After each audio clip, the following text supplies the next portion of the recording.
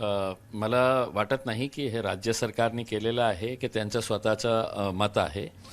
मला त्यांना एक प्रश्न विचारायचा आहे. आपल्याला मटण कबाब, मटण बिर्याणी, हे सगळं मटण खोरमा हे राणे साहेबांना खायचे आहे.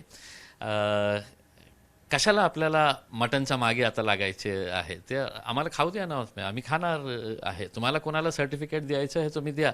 आणि तुम्ही कशाला मटनच्या मागे लागलेले आहे? प्रश्न हेच उपस्थित होतो की सर्टिफिकेट देण्याची काही आवश्यकता नाही आहे. मला असं वाटत नाही आहे की या कारोबारामध्ये आपल्या समाजाचे खूप सारे लोक आहे आणि तुमच्या बोलण्यामुळे ते फक्त सर्टिफिकेट मिळाल्यामुळे ते या मध्ये येणार आहे. ते पारंपरिक एक कारोबार करणारी एक हे आहे, लोक आहे, तेच ते कारोबार करणार आहे. मग तुमच्या सर्टिफिकेटचा किती महत्त्व असणार आहे मला माहीत नाही.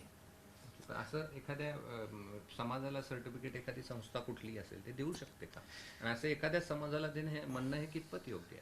काय आहे की तुम्ही या मंत्र्यांचा तुम्ही रेकॉर्ड बघितलं असेल, ज्या दिवशीपासून ते मंत्री बनलेले आहे, झालेले आहे, आणि त्याच्या अगोदरही सुद्धा ते सकाळी उठताना त्यांना एक इश्यू पाहिजे की मुस्लिम समाजाच्या विरोधात मी काय काय बोलू करके.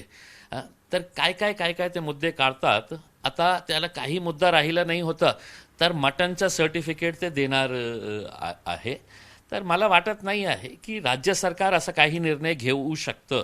हे मंत्र्यांचं त्यांचं जे पर्सनल अजेंडा आहे ना, की हेट्रेड कशा निर्माण करायची आहे का समाजाच्या विरोधात, आणि हे सिद्ध करून दाखवायचं आहे की बघा हिंदूंच्या हितासाठी मी काय काय निर्णय घेत आहे, त्या निर्णयाचा काही परिणाम होणार नाही आहे.